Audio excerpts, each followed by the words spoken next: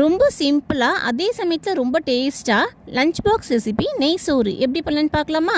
ஒரு பாத்திரத்தில் நெய் மட்டுமே போட்டுக்கோங்க, எண்ணெய் போடாதீங்க. ஹோல் ஸ்பைசஸ் எல்லாமே போட்டு அது கூட முந்திரி பருப்பு போட்டு இதெல்லாம் நல்லா பொரிஞ்சதுக்கப்புறம் இது கூடவே நீலவாக்கில் 2 வெங்காயம் கட் பண்ணி வச்சுருக்கேன். காரத்துக்கு தேவையான பச்சை மிளகா இதெல்லாம் போட்டு நல்லா கிண்டி விட்டுக்கோங்க. பிரியாணிக்கு வதங்குற மாரி வெங்காயம் ப்ரௌனிஷ் ஆகக்கூடாது, முக்கால்வாசி அளவுக்கு வதங்கினா போதும். இது கூடவே கொத்தமல்லி தழையும் புதினா தழையும் போட்டிருக்கேன்.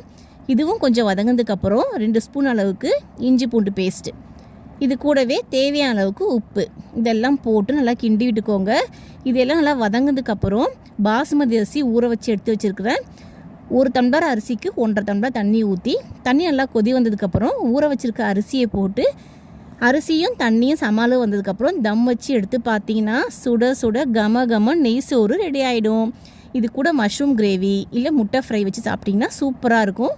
ட்ரை பண்ணி பாருங்கள், பசங்க மீதி வைக்காமல் சாப்பிட்டு வருவாங்க. தேங்க்யூ.